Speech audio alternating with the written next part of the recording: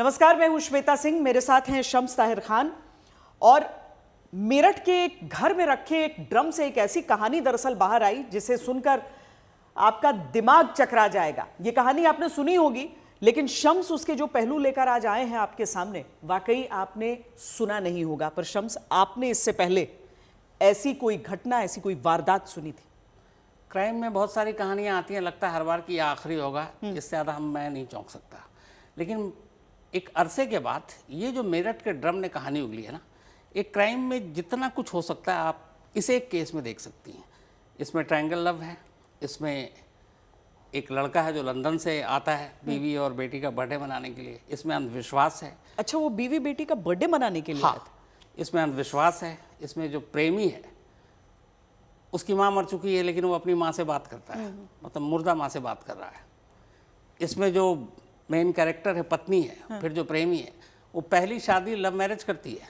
जिस पति का कत्ल करती है उसके साथ वो लव मैरिज, वो भी लड़का अपने घर वालों की मर्जी के खिलाफ करता है, लड़के के घर वाले उसे बेदखल कर देते हैं। फिर उसको दोबारा प्यार होता है, क्योंकि वो 8वीं क्लास में जब पढ़ रही थी तब उसके साथ वो क्लासमेट था। मतलब वो पुराना परिचित था। फिर पुराना प्यार शादी के बाद सामने आता है। सब कुछ होने के बाद फिर जो होता है उसमें लव ट्रायंगल भी है, उसमें कत्ल भी है। लेकिन ये अजीब कत्ल इसलिए है कि कत्ल करता है लेकिन कत्ल नहीं कहता, कहता वध करना है। कहता पहला खंजर तुम उतारोगी अपने पति के सीने में। अच्छा। उसकी दोनों हथेलियां काटता है, जिसका कोई मतलब नहीं है, क्योंकि ड्रम में पूरी लाश आ सकती है। गर्दन काटता है और रात को हथेली और सर लेकर अपने घर चला जाता है, उस कमरे में, जो कमरा ही पूरा रहस्यमयी है। तो ये सारी कहानी इसमें है। मैं पहले एक इससे बताऊं, ये पूरी आप रिपोर्ट देख लीजिएगा तो तस्वीर साफ हो जाएगी।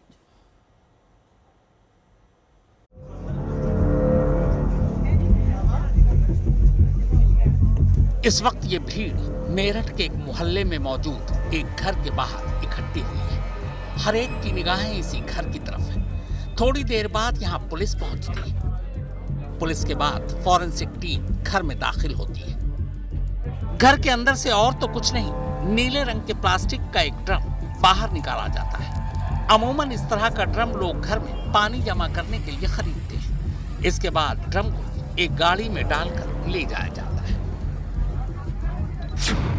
अब ड्रम मेरठ के एक सरकारी अस्पताल के मुर्दा घर पहुंच चुका है।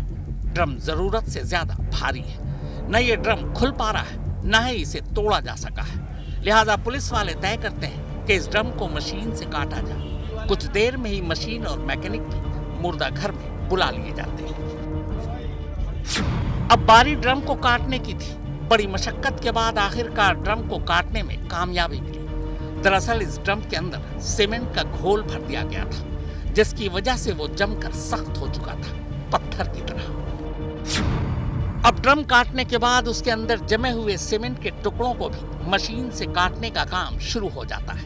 थोड़ी देर बाद सारे टुकड़े अलग हो जाते हैं और फिर उन्हीं टुकड़ों में से 3 टुकड़ों में बिखरा सौरभ कुमार बाहर निकलता है। ड्रम में टुकड़ों में बंद होने के पूरे 14 दिन बाद ये जो जमे हुए सीमेंट और काटे गए ड्रम के बराबर में जमीन पर काली पॉलिथीन आप देख रहे हैं ना, सौरभ कुमार के 3 टुकड़े इसी में लिपटे हैं। फ्रिज, कुकर, बैग के बाद ये सबसे ताजी लाश है जो एक ड्रम ने उगली है। लेकिन कहानी ऐसी कि आपका दिमाग घूम जाए। ये कहानी एक ऐसी पत्नी की है जिसने घर वालों की मर्जी के खिलाफ लव मैरिज की, लेकिन लव मैरिज के 3 साल बाद उसे फिर से लव हुआ और उसने अपने पहले प्यार और पति के सीने में अपने हाथों से ही पहला खंजर उतारा। फिर दूसरे प्यार यानी दूसरे प्रेमी के साथ मिलकर लाश के 3 टुकड़े किए, सर धड़ से अलग किया, दोनों हाथों की हथेलियां काटी, फिर आधी लाश बैग में डालकर बेड के नीचे रख दी। प्रेमी अब अपने घर चला गया था, लेकिन जाते जाते वो सर और दोनों हथेलियां एक दूसरे बैग में रखकर अपने साथ अपने घर ले गया था। प्रेमी के जाने के बाद इधर प्रेमिका को अब बैग में रखी लाश से डर लगने लगा। नींद नहीं आ रही थी, इसीलिए तड़के 3 बजे वो भी आधी लाश घर में छोड़कर अपने प्रेमी के घर पहुंच गई। ये कहानी है 3 लोगों की। 29 साल के सौरभ कुमार, 26 साल की मुस्कान और 28 साल के साहिल की। 2016 में सौरभ की मुलाकात मेरठ में मुस्कान से होती है। मुलाकात दोस्ती में बदलती है और फिर दोस्ती प्यार में। सौरभ ने मुस्कान को बताया था कि वो नेवी मर्चेंट है और लंदन में पोस्टेड है, मगर इसके बावजूद सौरभ के घर वाले मुस्कान से उसकी शादी के लिए तैयार नहीं होते। सौरभ घर वालों की मर्जी के खिलाफ जाकर मुस्कान से शादी कर लेता है। शादी के बाद वो 6 महीने के लिए लंदन चला जाता है, मगर बाद में पता चलता है कि सौरभ नेवी मर्चेंट नहीं है, बल्कि लंदन में शायद वो किसी बेकरी में काम करता है। उसकी माली हालत भी उतनी अच्छी नहीं थी। इधर सौरभ और मुस्कान को तब तक एक बेटी हो चुकी थी। बेटी होने के बाद अब सौरभ के घर वाले भी उसके करीब आने लगे थे। सौरभ के घर वाले थे, वो फाइनेंशियली एक तो दिक्कत थी, इसको शादी कर ली थी, इसको बहुत ज़्यादा इनको दिक्कत थी और इसी वजह से सौरभ के घर वालों ने इसे घर से निकाल दिया था। ये किराए पे रह रहा था, तो सौरभ के घर वालों ने इसे एक तरह से बेदखल कर दिया था। ज़्यादा रिलेशन इसका टच में नहीं रहते। दोनों चीज़ थी, शादी तो थी लेकिन उस समय तो शादी में साथ रहते थे, लेकिन क्योंकि फाइनेंशियली ब्रोक था, फाइनेंशियली अच्छा नहीं था, शराब पीता था, तो परेशान घर वाले ज़्यादा होते थे। तो केवल घर में खाने आते थे, बाकी इससे कोई रिलेशन घर वालों का नहीं था। ये बीच में भी कई बार कई दिन तक गायब रहता था, घर वाले इसको पूछते भी नहीं थे। 2 साल ये बाहर रहा, किसी घर वालों ने इसको पूछा भी नहीं। अभी भी 10 दिन से गायब था, किसी घर वालों ने इसको किसी ने कुछ नहीं पूछा। मगर इधर कहानी में एक नया ट्विस्ट आ जाता है। सौरभ ज्यादातर लंदन में रहता था और मुस्कान अकेली अपनी बेटी के साथ किराए के इस घर में। इसी दौरान मुस्कान की मुलाकात इसी मोहल्ले में रहने वाले साहिल से होती है। देखते ही देखते दोनों बेहद करीब आ जाते हैं। अब साहिल अक्सर मुस्कान के घर आने जाने लगता है, यहाँ तक कि दोनों घर में शराब भी पीते हैं। इत्तेफाक से मकान मालिक इन दोनों के रिश्तों को भांप जाता है। 2021 में जब सौरभ लंदन से मेरठ आता है, तब मकान मालिक उसे मुस्कान और साहिल की सच्चाई बता देता है। इस बीच दोनों के कुछ चैट पर भी सौरभ की नजर पड़ जाती है। दोनों में झगड़ा होता है और फिर बात तलाक तक पहुंच जाती है। सौरभ मुस्कान को अब तलाक देना चाहता था। उसके बाद इसने इसको इनवाइट किया घर पे अपने, क्या पाओ इसमें घर पे उनकी। उसके बाद इसकी नज़दीकियाँ बढ़ी इनके, उसके बाद फिजिकल रिलेशनशिप हुए, क्योंकि ये लगातार बीच बीच में आता रहता था, आता है इसमें। ये चीज़ सौरभ को पता चल गई थी। 2021 में सौरभ ने डाइवोर्स भी फाइल किया था कि इस चीज़ को लेके इसको आपत्ति थी कि ये इससे क्यों मिलती है। और ये जो महिला थी, जो मुस्कान है, ये जो साहिल है, इसके साथ शराब वगैरह भी पीती थी। एक बार इसके लैंडलॉर्ड ने पकड़ लिया था, जो किराए के मकान में जहाँ रहते थे ये लोग। ये बात इसने सौरभ को बता दी थी। सौरभ को ये बात काफ़ी नागवार गुजरी थी कि भाई ये तुम कैसे क्यों होते हैं। उसने आके इसको कन्फ्रंट भी किया था कि तुम क्यों मेरे घर में आते हो। तो उसकी वजह से काफ़ी टेंशन थी इनके बीच में। इन्हीं झगड़ों के बीच 2023 में सौरभ फिर से लंदन चला जाता है। अब मुस्कान और साहिल आज़ाद थे। फिर पूरे 2 साल बाद फरवरी 2025 में ये आज़ादी खत्म होने वाली थी, क्योंकि सौरभ 24 फरवरी को लंदन से 2 साल बाद मेरठ अपने घर लौट रहा था। 25 फरवरी को मुस्कान का बर्थडे था और सौरभ खास तौर पर मुस्कान का बर्थडे मनाने के लिए मेरठ लौटा था। लेकिन इधर मुस्कान कुछ और ही प्लान करके बैठी थी। उसका इरादा ठीक बर्थडे वाले दिन यानी 25 फरवरी को सौरभ को मार डालने का था। तो उस दिन इसने प्लान किया था शराब में इसको दवाई मिला के सुलाने का। उस दिन भी प्लानिंग थी इसकी। शराब में दवाई भी मिलाई इसने, एंग्जाइटी वाली जो थी, इनकी गोली टाइप की थी। तो वो उस दिन उसने शराब नहीं पी। उसके बाद फिर ये उस दिन से वेट कर रही थी। इस तरह सौरभ 25 को तो बच गया, मगर मुस्कान और साहिल अगली प्लानिंग में जुट गए। मुस्कान की बेटी का एग्जाम चल रहा था। 3 मार्च को एग्जाम खत्म होते ही मुस्कान ने अपनी बेटी को मां के घर भेज दिया और 3 मार्च की तारीख सौरभ के कत्ल के लिए चुना। कोफ्ता में जब ये लेके आया तो उसने सर्व करने के लिए बोला, सर्व कर दो। रात के 8-9 बजे के आसपास की बात है। इसने उसमें ये एंग्जाइटी जो दवाई थी इसने मिक्स कर दी। मिक्स करने के बाद इसको खाना परोस दिया। इसने खाना खाया। करीब 12 बजे के आसपास, ये 12 साढ़े 12 के आसपास ये बेहोश हो गया। बेहोश होने के बाद इसने साहिल को बुलाया। साहिल आया वहाँ पे। रात में करीब 1 बजे के आसपास साहिल पहुँचा है। साहिल, अब इसका कहना है साहिल ने ही इसको बोला कि चक्कू करो। तो इन्होंने जो चक्कू वो लेके आई थी, ये चिकन वाला, वो चक्कू लिया। इसका कहना है साहिल ने बताया कैसे पकड़ना है। इसने पकड़ा है और साहिल को इसने पहले बोला था वध करने के लिए। तो साहिल उस मोड में था कि उसका वध करना है। उसने कहा वध तभी होगा, तेरे हाथों से होगा वध। साहिल, इसने हाथ पकड़ा, साहिल इसने चाकू पकड़ा, साहिल ने इसका हाथ पकड़ा, सीने पर रख के इसने पुश कर दिया चाकू। फिर उसके बाद इसने दोबारा बोला कि दोबारा इसको मारो। फिर दोनों ने हाथ पकड़े, फिर से 3 बार इसको वार किया। उस समय इसका हो गया। आवाज बाहर ना जाए, इनको डर था कहीं आवाज आ जाए, कोई चिल्ला ना दे, इसलिए इन्होंने वहाँ पे कूलर ऑन कर दिया था। कत्ल के बाद अब लाश ठिकाने लगाने की बारी थी, तो उसकी प्लानिंग भी पहले से हो चुकी थी। बाथरूम में ले जाने के बाद साहिल ने उससे गले पे उस तरह से वार करने का ट्राई किया पहले, उसके बाद जो चाकू था उससे इसने सब गला काटा है। हाथ की जो दो हथेलियाँ हैं, दोनों हथेलियाँ इसने काटी हैं। इन्होंने फिर ये मुस्कान एक कुछ दिन पहले एक बैग भी लेके आई थी, उस बैग में इन्होंने जो शव था, बॉडी जो थी वो बॉडी बैग में रख के उन्होंने बेड में अंदर छुपा दी। उसके बाद ब्लीच इन्होंने ब्लिंकेट से ऑर्डर किया था, ब्लीच से पूरे घर 10 किलो के आसपास ब्लीच मंगवाया था, पूरे घर की सफाई की इन्होंने रात में ही।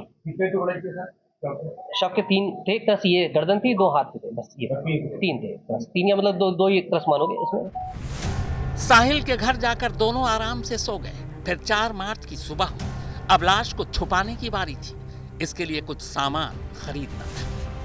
साहिल ने इसको बताया कि सजेस्ट किया कि तुम एक काम करो, सीमेंट, ड्रम और कुछ रेत खरीद लो। ये उस बात को लेके 9 बजे निकली है घर से, शाहजहां रोड पे इसने फिर कुछ सीमेंट की बोरियां खरीदी हैं। घंटाघर पे गई है, इसने परचेजिंग की है अपना इसकी ड्रम लेके। नेक्स्ट डे ये रात 3 तारीख की रात की घटना हो गई। ये लोग गए 3 बजे रात में जाके सो गए। फिर 4 तारीख की सुबह को 9 बजे फिर से जाती है शाहजहां रोड पे, इसने शॉपिंग की, घंटाघर पे शॉपिंग की, शॉपिंग करके वापस आते हैं ये लोग। 3 बजे के आसपास आके दोनों ही अपना सीमेंट मिक्स करते हैं इसमें ड्रम को लेटाते हैं।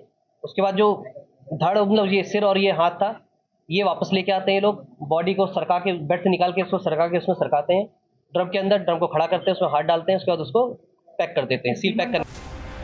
अब ड्रम पैक हो चुका था, इसके आगे की प्लानिंग भी पहले से ही तय थी। लाश वाली ड्रम को कमरे में रखकर अब मुस्कान साहिल के साथ वादियों में घूमने जा रही थी। 4 मार्च की शाम को ही दोनों एक कैब बुक करते हैं और शिमला, मनाली और कसौल घूमने निकल जाते हैं।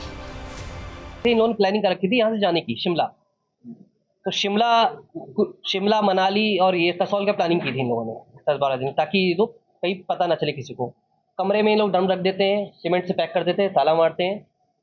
ये घर पे कॉल करते हैं, अपना बताते हैं कि मैं जा रही हूँ सौरभ के साथ, ये बताती है सौरभ के साथ मैं जा रही हूँ ये शिमला। मुस्कान अपने साथ कुल 84,000 रुपए लेकर निकली थी। 14 दिन बाद जब वो पैसे खत्म हो गए, तब दोनों ने वापस मेरठ आने का फैसला किया। हालांकि एक दूसरी कहानी ये भी है कि पैसा खत्म होने के बाद मुस्कान सौरभ के अकाउंट से पैसे निकालना चाहती थी। पैसे निकल नहीं रहे थे तो उसने अपनी माँ को फोन किया। माँ ने कहा, जब सौरभ तुम्हारे साथ ही घूमने गया तो पैसे की क्या जरूरत। इस पर मुस्कान अपनी माँ को बताती है कि उसने सौरभ को मार डाला है। तब माँ पहली बार पुलिस को ये सच्चाई बताती है और वो तारीख थी 18 मार्च। तो कत्ल या हत्या नहीं, वध कहना, दोनों हाथों की हथेलियां काटना, बहुत अजीबोगरीब चीजें शम्स इसमें नजर आई। ऐसा लग रहा है जैसे क्या जादू टोना वाकई इसमें एंगल है इस हत्या में। देखिए, क्राइम जो होता है और ख़ासतौर पर इन्वेस्टिगेशन और पुलिस इन चीज़ों को तो मानती नहीं है। कानून अदालत में भी इन चीज़ों का कोई मतलब नहीं है। लेकिन जिस तरह के ऐसे चीज़ें सामने आ रही हैं, हथेलियों वाली बात, सर वाली बात, फिर जब पुलिस पहुंचती है, इस साहिल जो प्रेमी है जिसने मुस्कान के साथ मिलकर कत्ल किया है, जो उसका कमरा है, उस कमरे ने ये सारी चीज़ें पैदा कर दी कि क्या इसमें जादू टोना है, तंत्र मंत्र है। क्योंकि कमरे के दरवाजे पे जो चीज़ें लिखी हुई हैं, कमरे की दीवार पे जिस तरीके के पिशाच और वो सारी तस्वीरें हैं, कमरे के अंदर जो अलग अलग बातें लिखी हुई हैं, पेड़, पक्षी और वो सारी तस्वीरें, तो उससे लगता है। और फिर जिस तरीके से ये मुर्दा माँ से बातें करने वाली बात, हाँ। तो ये सारी चीज़ें, और अगर आप लोग साहिल को ध्यान से देखें, हाँ। उसके अलग अलग तस्वीरें, वीडियो सब आ गई अब, तो कहीं ना कहीं लगता है कि अंधविश्वास का तो शिकार जरूर था। अच्छा। जादू टोना तंत्र मंत्र की बात पुलिस फिलहाल नहीं कह रही है, कह रही है उस पहलू से हम जांच करेंगे। हाँ। लेकिन ये गारंटी है, क्योंकि अंधविश्वास की 2-3 बड़ी सॉलिड थ्योरी है। पहली ये है कि अगर कोई कत्ल करता है तो वध क्यों कहेगा। रात को जब मर्डर करने के बाद आप डेड बॉडी को लेकर घूमना रिस्की होता है, लेकिन ये पूरा धड़ छोड़ देता है घर में, सिर्फ सर और दोनों हथेलियां लेकर अपने घर जा रहा, उसी कमरे में जिस कमरे में ये पूरा रहस्य है। तो उस कमरे में ले जाने के पीछे का मकसद क्या था? मतलब जो शुरू में हम सबको लगा सुनकर कि ये लव ट्रायंगल होगा, हाँ, केवल सिर्फ मामला वो नहीं है। ये इसीलिए हो रहा है ना कि ये जो है ना, ये इश्क का काला जादू भी हो सकता है। अच्छा। लव ट्रायंगल सिर्फ नहीं, क्योंकि लव ट्रायंगल के बाद ये इतनी सारी चीज़ें एक एक करके जो सामने आ रही हैं, हाँ। ये सिर्फ सीधा सपाट एक मर्डर केस नहीं। और फिर जिस तरीके से लड़की भी उसकी माँ बनकर के उसको मैसेज करती है। माँ मर चुकी है वर्षों पहले। असल में ये एक फिल्म थी, एक डीजे फिल्म आई थी अल्लू अर्जुन की, पुष्पा फिल्म। उसमें जो विलेन का बेटा है, उसकी माँ 20 साल पहले मर चुकी, लेकिन वो फ़ोन पे बात करता है। सेम मुस्कान ने भी उसको कंट्रोल करने के लिए ये दिखाया कि तुम्हारी माँ ऊपर है, लेकिन वो कहती है कि ये लड़की अच्छी है, इसको अच्छे से रखना, खुश रखना। तो वो पूरी तरह से चंगुल में आ चुका था। अच्छा अच्छा। तो इसीलिए इसमें जादू टोना की बात, तो जादू टोने वाले एंगल पर हम अपने दर्शकों को रिपोर्ट दिखा देते हैं, क्योंकि जो बातें आप कह रहे हैं, खासतौर पर उसके कमरे में जाना जरूरी है। देखिए।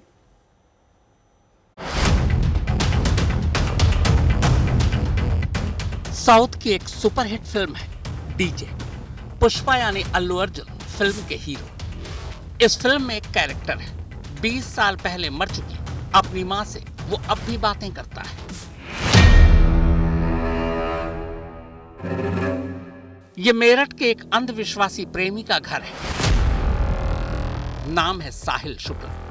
इसकी मां को मरे भी कई बरस बीत चुके हैं, पर साहिल स्नैपचैट पर आज भी अपनी मां से बातें करता है। यह मुस्कान है, साहिल की स्कूल टाइम की दोस्त और प्रेमिका। इसे साहिल के बारे में यह पता था कि वो अपनी मुर्दा मां से अब भी बातें करता है। साहिल को कंट्रोल में रखने के लिए मुस्कान ने भी साहिल की मां के नाम से स्नैपचैट पर एक अकाउंट खोला और साहिल की मां बनकर साहिल से बातें करने लगी। बेसिकली साहिल क्या था, साहिल थोड़ा सुपरस्टिशियस है, तो ये इसको अपने कंट्रोल में रहे हमारे। इसने एक प्लान कहा कि इसने ये अपना स्नैपचैट होता है, इसमें 3 फर्जी आईडी बनाई, अपने भाई के नाम पे, अपनी माँ के नाम पे और खुद की आईडी थी इसकी। उस आईडी से ये इसको मैसेज क्या करती थी साहिल को, और साहिल को ये उसका भाई बन के मैसेज क्या करती थी कि ये है मुस्कान, ये तुम्हारे लिए अच्छी है। माँ बन के मैसेज क्या करती थी, मुस्कान तुम्हारे लिए अच्छी है, मैं भी खुश हूँ तुम्हारे इससे, तो मुझे कोई आपत्ति नहीं तुम लोग के इससे रिश्ते से। फिर जो साहिल, उसकी माँ एक्सपायर हो चुकी है, तो वो क्योंकि सुपरस्टिशियस है, तो वो ये दिखाता था, ये दिखाती थी कि इसकी माँ जो है वो इससे बात कर रही है इस माध्यम से, स्नैपचैट के माध्यम से। जैसे मैं बताया, वो स्नैप थोड़ा सा ये ज़्यादा बिलीवर था इस चीज़ को लेके, तो इसके कब्जे में रहता था। तो कहानी तो आप समझ गए।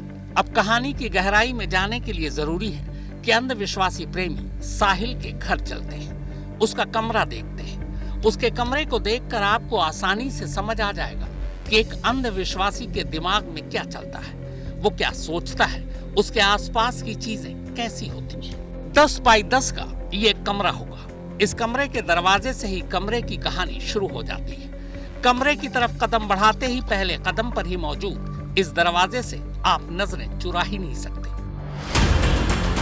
नमक स्वाद अनुसार, अकड़ औकात अनुसार। तो दरवाजे पर स्वागत इसी लाइन से होता है।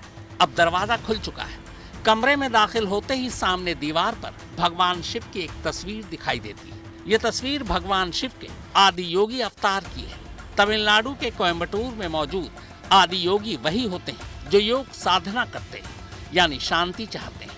साहिल के कमरे में सोफे पर एक स्केच है। ये स्केच साहिल का है, जिसे उसने खुद बनाया है। पहली नजर में ही कमरे में बिखरे सामान को देखकर अंदाजा हो जाता है कि ये किसी बैचलर का ही कमरा है। कोई भी चीज तो अपनी जगह पर नहीं है। कमरे में 2 दरवाजे और 2 खिड़कियां हैं। खिड़कियां पर्दे से ढकी हुई है ताकि रोशनी कमरे में कम से कम आए। शायद साहिल को अंधेरा ज्यादा पसंद था। अंदर एक कुर्सी, एक टेबल और सोफा कम बेड रखा हुआ है। सोफे के ठीक ऊपर दीवार पर इस कमरे की सबसे अजीब चीज है। ये एक सैटेनिक पिक्चर है, यानी पैशाचिक तस्वीर। इस शैतानी तस्वीर के ठीक ऊपर ब्लैक मैजिक स्टार है, जिस पे 5 बार 6 लिखा हुआ है। साथ ही कुछ जंजीर है जो नीचे जाकर जुड़ रही है। इस तरह की तस्वीरें अक्सर वही लोग लगाते हैं जो ब्लैक मैजिक यानी काला जादू में विश्वास रखते हैं। आगे दीवार पर 2 हाथ बने हैं। एक के हाथ में सिगरेट है, एक हाथ पर लिखा है पफ पफ पास, यानी सिगरेट पियो और आगे पास कर दो। नीचे टेबल पर एस्ट्रे है जिसमें कई सिगरेट के बट्स पड़े हैं। टेबल पर सिगरेट, बीड़ी, लाइटर, माचिस पड़ी हुई। आगे दीवार पर भगवान गणेश की एक छोटी सी आकृति बनी हुई है और साथ में भगवान शिव की एक और तस्वीर है। दीवार पर वहीं आदि योगी, महादेव, ओम नमः शिवाय और बूम शंकर लिखा है। शिव जी की तस्वीर के साथ ही एक पेड़ भी है जिस पे ओम बना है। पेड़ से एक पिंजरा लटका है। कई पक्षी पेड़ पर है और इन सब के ठीक ऊपर साहिल की अपनी मां के साथ एक तस्वीर टंगी है। दरवाजे के ठीक बगल में एक बोर्ड लगा है जिस पर लिखा है you can't trip with us, यानी आप हमसे उलझ नहीं सकते। यहाँ भी एक शैतानी तस्वीर बनी हुई है। कमरे में चांद से लटकता हुआ एक अजीब से आकार का जानवर भी नजर आ रहा है। साहिल के इस कमरे को देखकर साफ समझ आ रहा है कि वो तंत्र मंत्र जादू टोना में विश्वास रखता था और नशे का भी आदी था। और इसी कमरे का सच बाहर आने के बाद अब मेरठ पुलिस इस पहलू से भी मामले की जांच कर रही है कि सौरभ के कत्ल के पीछे धोखा और फरेब के अलावा जादू टोना का भी तो एंगल नहीं है। सौरभ के कत्ल से जुड़ी कई ऐसी चीजें हैं जो इशारा करती हैं कि साहिल के अंधविश्वासी होने की वजह से कत्ल भी उसी तरीके से किया गया। जैसे साहिल जब भी मुस्कान से सौरभ को मारने की बात करता तो कभी हत्या या कत्ल शब्द इस्तेमाल नहीं करता, बल्कि वो यही कहता कि उसे सौरभ का वध करना है। साहिल को इसने पहले ही बोला था वध करने के लिए, तो साहिल उस मोड में था कि उसका वध करना है। उसने कहा वध तभी होगा, तेरे हाथों से होगा वध। इतना ही नहीं, वो ये भी चाहता था कि ये वध उसके हाथों से ना हो, बल्कि ये वध खुद मुस्कान करे, वो भी अपने हाथों से। साहिल इसने हाथ पकड़ा, साहिल इसने चाकू पकड़ा, साहिल ने इसका हाथ पकड़ा, सीने पर रख के इसने पुश कर दिया चाकू। फिर उसके बाद इसने दोबारा बोला कि दोबारा इसको मारो। फिर दोनों ने हाथ पकड़े, फिर से 3 बार इसको वार किया। उस समय इसका हो गया, आवाज बाहर ना जाए, इनको डर था कहीं आवाज आ जाए, कोई चिल्ला ना दे, इसलिए इन्होंने वहां पे कूलर ऑन कर दिया था।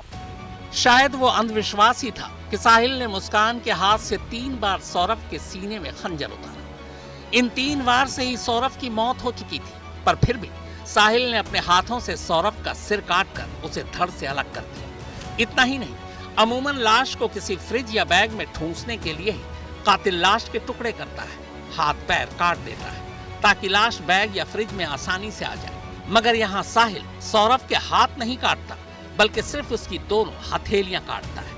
हथेली काटने का मतलब अब तक खुद पुलिस को समझ नहीं आ रहा है। जो चाकू था उससे इसने सब गला काटा है।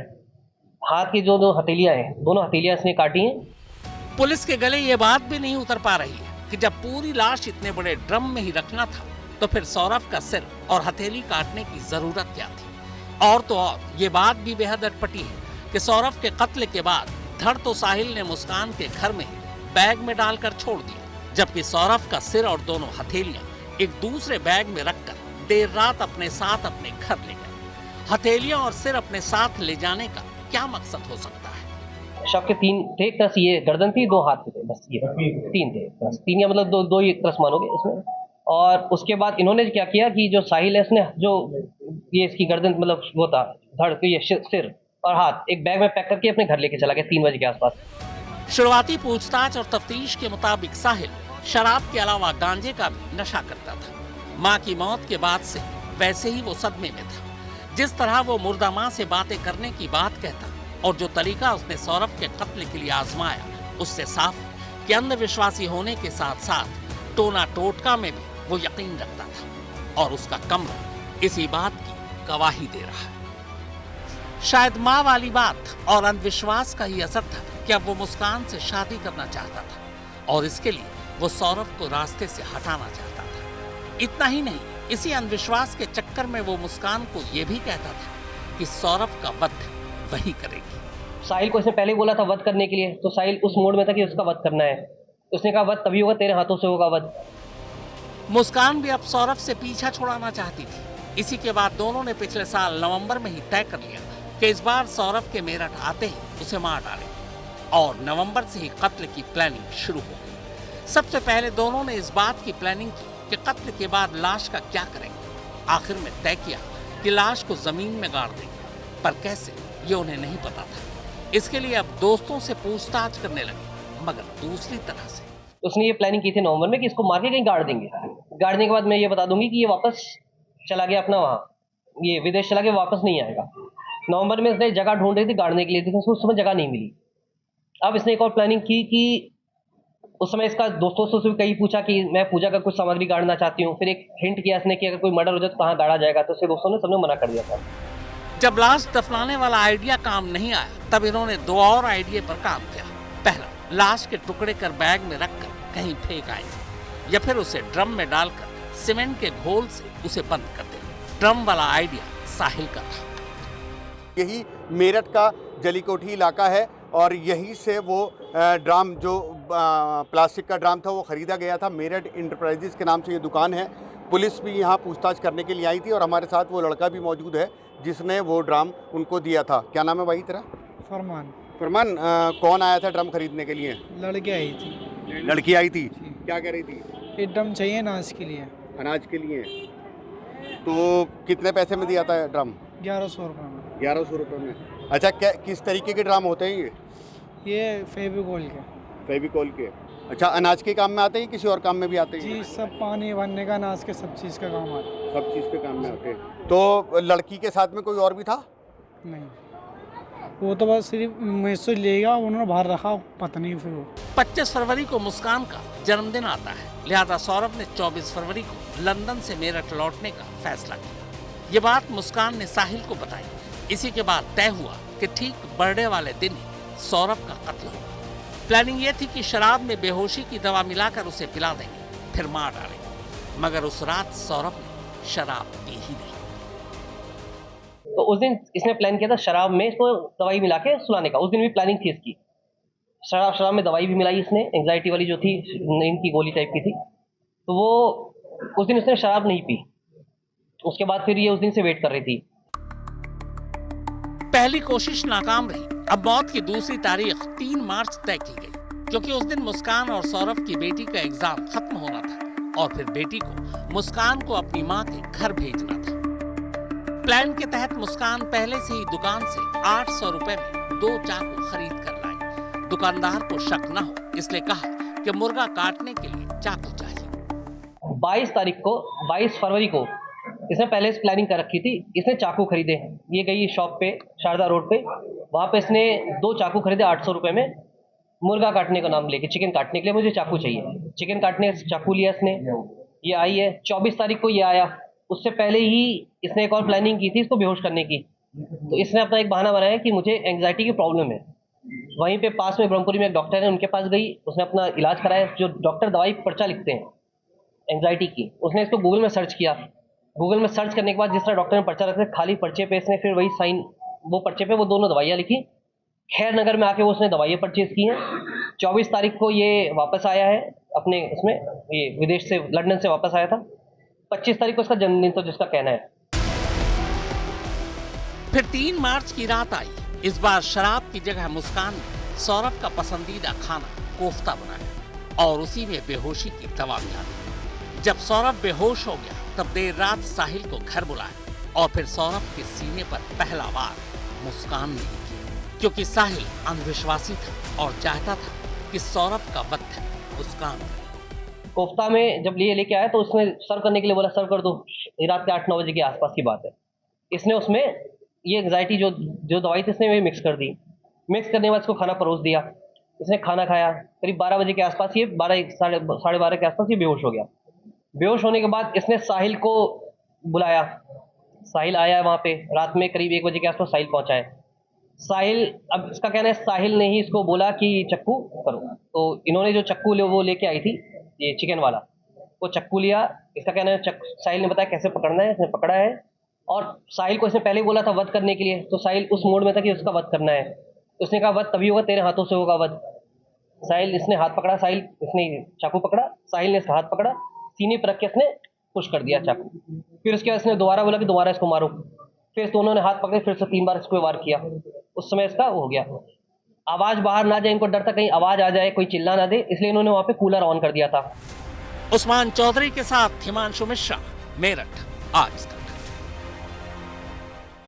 एक ब्रेक का वक्त हो गया है, लेकिन ब्रेक के बाद हम आपको दिखाएंगे कि आपने तो इतना सुना होगा हिस्सा कि सीमेंट भरे एक ड्रम में डाल दिया था और किस तरीके से मतलब कितना विभत्स था ये। लेकिन उससे भी अधिक विभत्स होता है जब आप ये समझेंगे कि उस समय ये दोनों कर क्या रहे थे, साहिल और मुस्कान। इश्क एक बेहद खूबसूरत चीज होती है, लेकिन हम इश्क के जिस काले जादू की बात यहाँ पर कर रहे हैं उससे सबका दिल दहल गया है। मैं आपके साथ श्वेता सिंह और साथ में शम्स ताहिर खान आपको एक ऐसी मर्डर मिस्ट्री कहें, उसे कहने से बेहतर है इश्क का काला जादू कहना, क्योंकि शम्स जो हम बता रहे थे ब्रेक से पहले भी कि त्योहार का समय, होली का समय, एक तरफ एक लाश ऐसी हालत में बरामद होती है और वो भी किन परिस्थितियों में। उस समय ये दोनों साहिल और मुस्कान क्या कर रहे थे? इन्होंने हर चीज़ प्लानिंग के साथ की थी। 3 मार्च की रात को ये मर्डर करते हैं और 4 मार्च की इनकी कैब बुक थी। कहाँ के लिए? मनाली, शिमला, कसौल। अच्छा, खून की होली इन्होंने 3 मार्च को खेली, फिर 14 मार्च को असली होली आई, रंगों वाली। तब ये शिमला में बैठ के दोनों होली खेल रहे थे, बाकायदा उसके वीडियो आए। मतलब कैजुअल, कोई कैजुअल शिकन नहीं। और कोई शिकन नहीं, आराम से घूम रहे हैं। वहाँ पे ऐसी सी तस्वीरें आई कि बर्फीली वादियों में मुस्कान को अगर आप देखेंगे घूमते हुए तो लगेगा कि नहीं कि इसके घर में इसके पति की लाश पड़ी है या 10 दिन पहले इसने अपने हाथों से अपने पति के सीने में खंजर उतारा हो। ये सारी वीडियो और तस्वीरें देखिए। ये वीडियो 28 मार्च का है। 28 मार्च को सौरभ और मुस्कान की 6 साल की बेटी का बर्थडे था। इस वीडियो को देखकर कहीं से भी अंदाजा नहीं लगाया जा सकता कि ठीक 3 दिन बाद मुस्कान अपने प्रेमी के साथ मिलकर उसी सौरभ के सीने में खंजर उतारने वाली है, जिसके साथ इस वक्त वो डांस कर रही है। और दूसरी तरफ मुस्कान की साजिश से बेखबर सौरभ भी बिल्कुल मग्न है। इस बर्थडे पार्टी के ठीक 3 दिन बाद 3 मार्च की रात इसी घर में सौरभ का कत्ल हो जाता है। ये दूसरा वीडियो है। ये 14 मार्च का वीडियो है। इस वीडियो में साहिल और मुस्कान होली खेलते नजर आ रहे हैं, क्योंकि ये होली का ही दिन था। हालांकि होली से ठीक 10 दिन पहले दोनों खून की होली खेल चुके थे। रंगों की ये होली जब ये दोनों खेल रहे थे तब इन्हें पता था कि सौरभ की लाश एक ड्रम में घर के कमरे में पड़ी है। पर मुस्कान के चेहरे की इस रंगीन मुस्कान को देखकर क्या कोई अंदाजा लगा सकता है? ये तीसरी तस्वीर 14 मार्च यानी होली से 3 दिन पहले की है। 11 मार्च को साहिल का जन्मदिन था।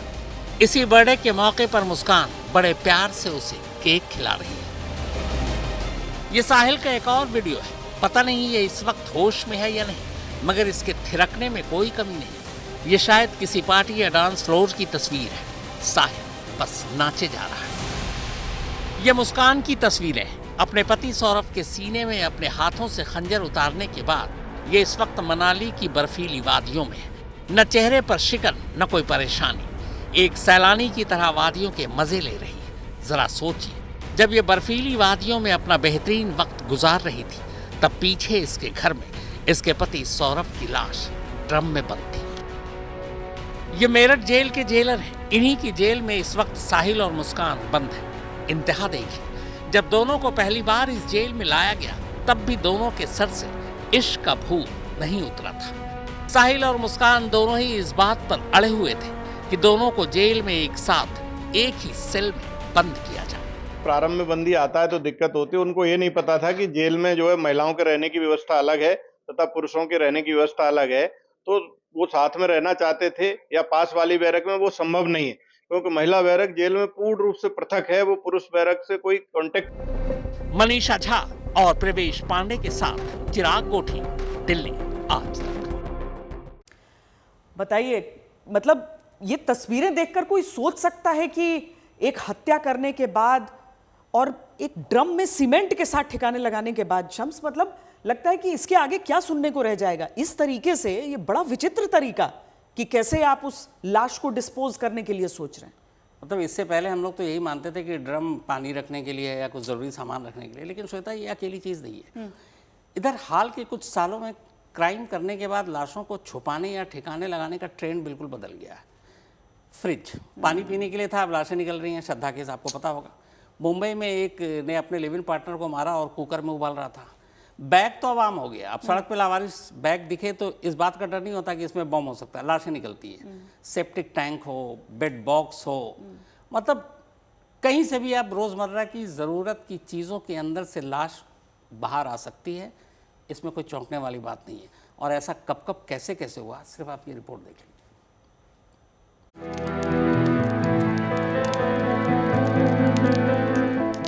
या तो शमशान या फिर कब्रिस्तान। मौत के बाद हर लाश का ठिकाना यही हुआ करता है। यही बचपन से सुना है, यही परंपरा रही है। लेकिन जैसे बाकी दुनिया बदलते वक्त के साथ तरक्की कर रही है, उस दुनिया की सोच बदल रही है। तो जाहिर है क्रिमिनल कहां पीछे रहने वाले हैं। बस इसीलिए तो होते होते अब बात ड्रम तक जा पहुंची।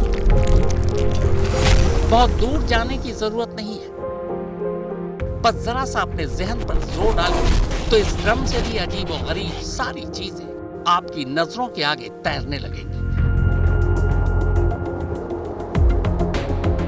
अगर याद ना रहा हो तो चलिए आपको अपने देश की उन सबसे हॉरर, खौफनाक, चौंका देने वाली, चौंधिया देने वाली और दिमाग की नसों को हिला देने वाली मर्डर केस की याद दिलाते हैं, जिनमें लाशों को छुपाने और ठिकाने लगाने के सबसे अजीब और गरीब तरीके अपनाए गए। पहले अपने टीवी स्क्रीन पर इन सारी तस्वीरों को एक साथ देख डालिए। थोड़ी देर के लिए मेरठ के इस ड्रम और ड्रम में रखी सौरभ की लाश की कहानी को किनारे रखते हैं। अब इस ड्रम को छोड़कर बाकी चीजों पर नजर दौड़ाते हैं। ऐसा लगता है, लगना क्या, ये सारी की सारी चीजें हमारी रोजमर्रा के इस्तेमाल की चीजें हैं। ये फ्रिज है, खाना पानी को ठंडा रखता है। ये कुकर है, इसमें खाना बनता है। ये बैग है, इसमें सफर के सामान रखे जाते हैं। ये तंदूर है, इसमें रोटियां बनती हैं। ये ईंट की भट्टी है, यहां ईंटें बनती हैं। ये बेड बॉक्स है, सोने के साथ साथ ठंडे और गर्म कपड़े रखने के काम आते हैं। ये टाइल्स है, खूबसूरती के लिए घरों में लगाए जाते हैं। ये दीवार है, मकान के लिए जरूरी होता है। ये सेप्टिक टैंक है, पानी और शौच के लिए ये भी जरूरी है। ये तेजाब का ड्रम है, तेजाब कई कामों में इस्तेमाल होता है।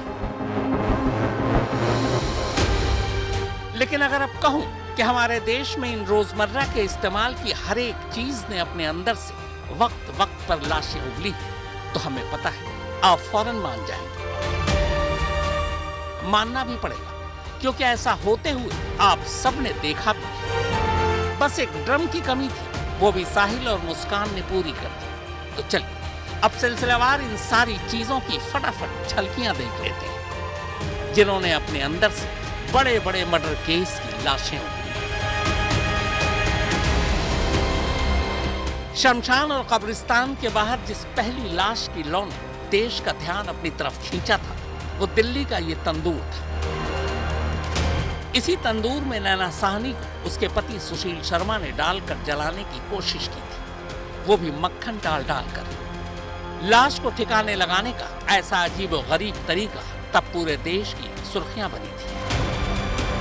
इस एक हादसे के बाद बहुत सारे लोगों ने तो तंदूर की रोटियां खानी तक छोड़ दी थी। लोगों को यकीन नहीं हो रहा था कि लाश ठिकाने लगाने के लिए तंदूर भी एक जरिया बन सकता है। रोजमर्रा के इस्तेमाल की ये वो चीज है जिसका इस्तेमाल कम वक्त में खाना बनाने और गैस की बचत के लिए घर घर में किया जाता है। हम और आप इसे कुकर के नाम से जानते हैं। लेकिन इसी मनोज साहनी ने लिव इन में रह रही अपनी पार्टनर सरस्वती को मारा तो बेहद इत्मीनान से था, लेकिन लाश के टुकड़े कर उसे उबालने की जल्दी में था। इसीलिए किश्तों में सरस्वती की लाश के टुकड़े कुकर में उबाल कर इसी पॉलीथिन में ठिकाने लगाता रहा। देश में किसी लाश को ठिकाने लगाने के लिए इस तरह पहली बार किसी कुकर का इस्तेमाल हुआ था। कुकर का इस्तेमाल घर के अंदर किचन में होता है, पर जब हम घर के बाहर किसी सफर के लिए निकलते हैं तो बैग का इस्तेमाल करते हैं। बैग बनाने वाली कंपनियों ने भी कभी लाश के साइज को ध्यान में रखकर बैग नहीं बनाया होगा, पर हम इंसान हैं, जुगाड़ निकाल ही लेते हैं। वैसे अगर गौर किया जाए तो शायद अपने देश में सबसे ज्यादा लाशों ने बैग में ही सफर किया है। वैसे भी अब तो बड़े बड़े बैग मार्केट में आने लगे हैं, लिहाजा लाश किसी भी साइज की फिट आने की गारंटी होती है। सबसे ताजी लाश वाली बैग हिमानी की थी, जो पिछले महीने ही हरियाणा के रोहतक में खुली थी। सफर या काम से थका हारा इंसान जब घर लौटता है तो आराम की दरकार होती है। घर का बिस्तर सुकून भरी नींद देता है, लेकिन कातिल इस बिस्तर या बेड का सुकून तक छीन चुके हैं। बैग के बाद अगर देश में सबसे ज्यादा लाशें कहीं छुपाई गई तो यही बेड बॉक्स है। कई बरस पहले चारपाई या बेड ही हुआ करता था। शहरों की जिंदगी ने जब कमरों को तंग करना शुरू कर दिया, तब बेड बनाने वाली कंपनियों को नया आइडिया मिल गया। उन्होंने बेड के अंदर ही अलमारी की इजाद कर दी। जब एक बेड पर 2-3 लोग सो सकते हैं, तो उसी बेड के नीचे बेड बॉक्स में 4-5 लाशें ठूंसी ही जा सकती हैं। ड्रम से पहले मेरठ में ही ऐसे ही एक बेड बॉक्स का कवर खुला था, जिसके अंदर से 5 लाशें बाहर आई थी। नए का तो पता नहीं, पर पुराने क्रिमिनल ये माना करते थे कि शमशान और ईंट की भट्टी एक जैसी है।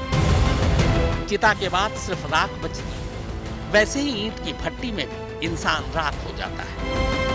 बैग और बेड बॉक्स के बाद अगर सबसे ज्यादा लाशें ठिकाने लगाई गई, तो वो ये ईंट की भट्टियां हैं। 2000 की शुरुआत में ये तस्वीर हर चैनल और अखबार की सुर्खियां थी। नाम भवरी देवी।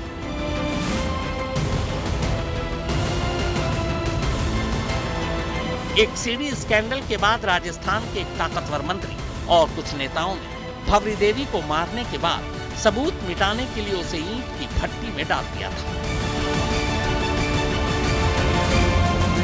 पुराने क्रिमिनल लाशों की सबूतों को मिटाने के लिए यही तरीका अपनाते थे।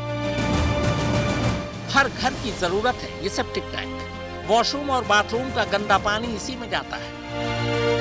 बैग, बेड बॉक्स और ईंट की भट्टी के बाद अगर सबसे ज्यादा लाशें कातिलों ने ठिकाने लगाई है, तो वो यही सेप्टिक टैंक है।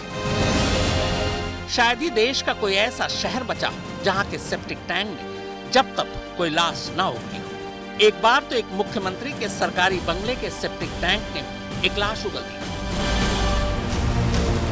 वैसे ये मध्य प्रदेश के सिंगरौली जिले का एक सेप्टिक टैंक है, जिसने अपने अंदर से एक साथ 4 लाशें उगली थी।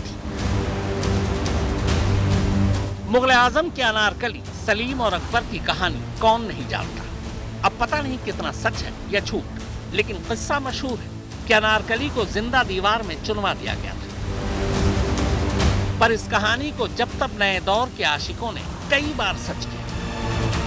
महाराष्ट्र के पालघर की ऐसी ही एक दीवार के पीछे से एक माशूक की लाश निकली थी। जिंदा तो नहीं, पर कत्ल के बाद उसे दीवार में चुनवा दिया था। हम सब जानते हैं कि ताबूत में मुर्दों को लिटाया जाता है, पर कमबख्त कातिलों ने ताबूत को भी नहीं बख्शा। मुर्दों की बजाय जिंदों को ही ताबूत में बंद कर दिया। मैसूर राजघराने की शहजादी शाकरे खलीली को उसके अपने पति स्वामी श्रद्धानंद ने जिंदा ही ताबूत में बंद कर घर के आंगन में दफना दिया था। फिर उसी आंगन के ऊपर मार्बल बिछाकर वो हर शाम उस पर फिरका करता था। इसके बारे में तो कहना ही क्या, जितना ठंडा सुकून ये देता है, उतना ही खौलता सच भी बाहर उगलता है। दिल्ली के एक घर के एक फ्रिज से जिस दिन से श्रद्धा टुकड़ों में बाहर आई, न जाने कितने ही कातिलों ने लाश छुपाने के लिए फ्रिज को ही अपना हथियार बनाया। अब तो कत्ल के किसी केस में पुलिस वाले अगर किसी घर में घुसते हैं, तो सबसे पहले फ्रिज का दरवाजा ही खोलते हैं। हाल के वक्त में फ्रिज ने सबसे ज्यादा लाशें उगली। शायद इसकी वजह यह है कि एक तो फ्रिज की बनावट ऐसी होती है कि आसानी से किसी बड़े फ्रिज में किसी भी साइज की लाश को रखा जा सकता है, और दूसरा, लाश के खराब होने का कोई खतरा ही नहीं रहता। अब एक बार फिर से अपने टीवी स्क्रीन पर इन सारी तस्वीरों को एक साथ देखिए। दिमाग चकरा गया।